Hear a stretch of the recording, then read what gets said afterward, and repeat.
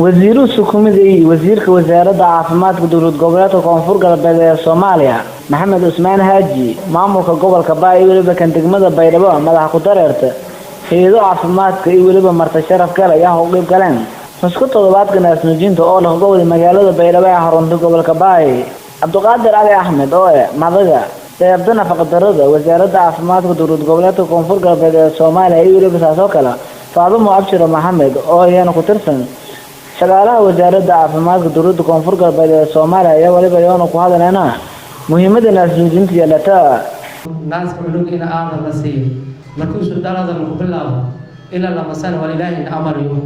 hoob la awoodayna meel la faday inta bilowdan koreey cunug inta naaska la siiyo ku bacda waliba waa cunug la bilaabo waxyaabaha kale cunto turuuriga ama cunto turuuriga la sameeyo raashinki oo uu dhulka ka inka bahay ama la helo karo marka si wada ogtiin deegaanadan marka sameeya ka baaday insha Allah oo isiin ku warqabtaan dhinaca nafaqadarrada ayaa ku yar 5 sano taasna ma sababtay waa lan sababay ama dadka caafimaadka saaxil meerayna naaska oo cunug la sii waayo markuu soo dhalada dadka leeyahay oo ka dhiyo naaso ilma galeenka iyo tubooyinka hooyada kullisu way yaraayay naas nuujinta yaraayay sakan way ku yaraayay aad stresska iyo walwalka badan sakasta maxana inta aad markasta unugiyo naaska indhaka ma dareemas naxariiso dareemas iyo farxad ma yaraayay marka dheecaanka Ilaahay masnanta ku dheewaa lambartu unug may faa'iido leh walaalahay talaalkan ka hore oo unug u sahla way buuxa naaska way koo way koron qaase qaabku soo fikiro intelligence mas'antiis way ku yaraayay xanuunada kaliifada maadaama talaal u siiyay shubanka mataga calool dhuuriga walkaas unugaas kooyfadi ku yaraayaan way koron qaase nafaqada jirshay iyo koritaanshey taas oo kale fanaaniinta koonfur galbeed Soomaaliya oo qayb galeen munaasabada iyo waliba yoon milaasiti oo ka bandhigana heeso ka turjumayeen muhiimadda naasnuujinta yeelata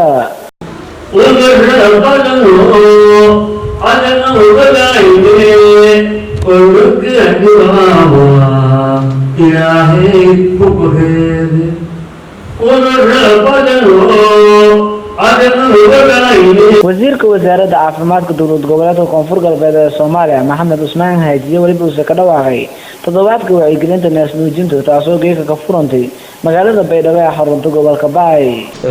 markuu saxaafad celina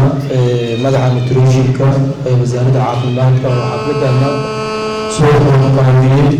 iyo shaqaalaha garab ku siiyay in xafladan maanta ay dhacdo iyo waxaan u mahad celinayaa iyo NGO-yada localka iyo internationalka oo garab nagu siiyay in xafladan maanta ay dhacdo maanta waxaa waaye toddobaadka naasnuujinta xafladda hal maalin kaliya توبري سعنا أود كذا سعنا أنت دوينا جورنا وعيقلين تسوي سعنا وزارة عقلك أجرت لما تي عن سكور معي وأنت عن كبارين إن بوشة ولا جالسيو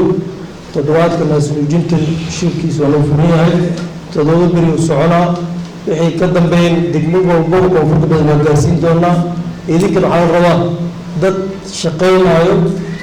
وبالشدة عشرات برتقاسين إلى نقطات عملت بصوت قليل قردار وأنا سنتين أحمد إبراهيم بولا تلفزيون كيو راديو دولة كونفور قلب الصومالية مجال بينه